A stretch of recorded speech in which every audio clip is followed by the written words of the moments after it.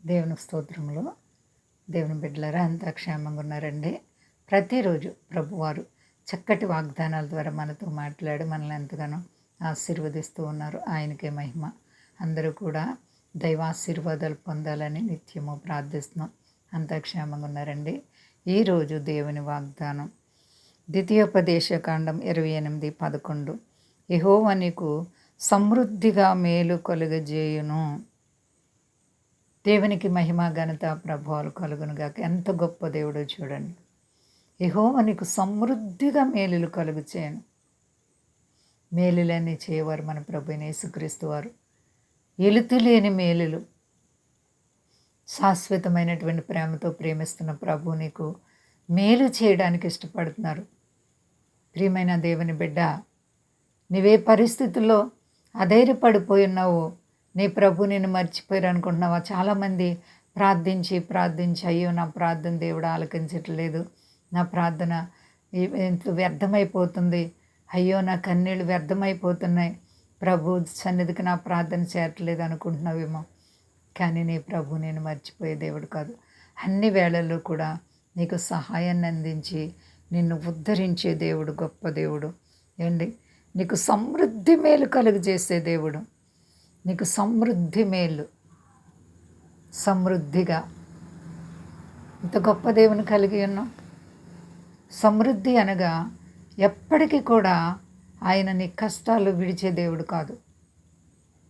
ప్రతి విధమైనటువంటి కష్టాల్లో, బాధల్లో నేనున్నానని గొప్ప వాగ్దానం చేసే దేవుడు, సమృద్ధి మేలు ఇచ్చే దేవుడు.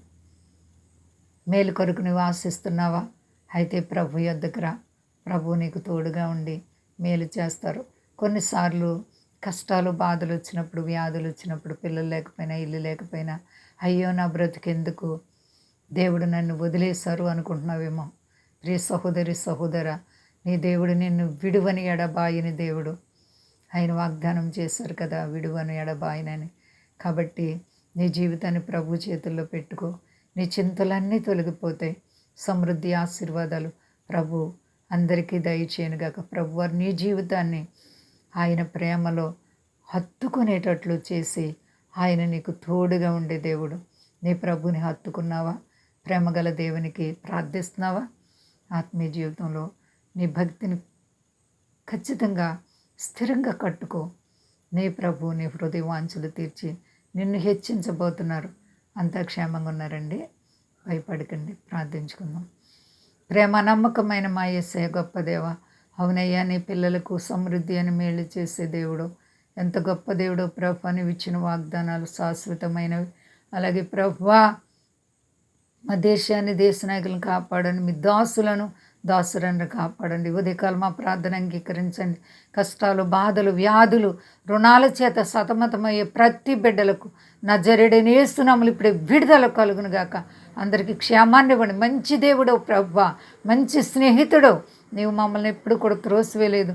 నీ కృప కాపుదల ప్రతి ఒక్కరికి దయచి మా ప్రార్థనలు అంగీకరించి ప్రతిఫలం ఇవ్వండి. సాతానికి సిగ్గు, నాశనం. నీకు మహిమ, మాకు ఆశీర్వాదం ఇమ్మని శక్తి గలేసైనా నడుచున్నాను తండ్రి. ఆమేన్.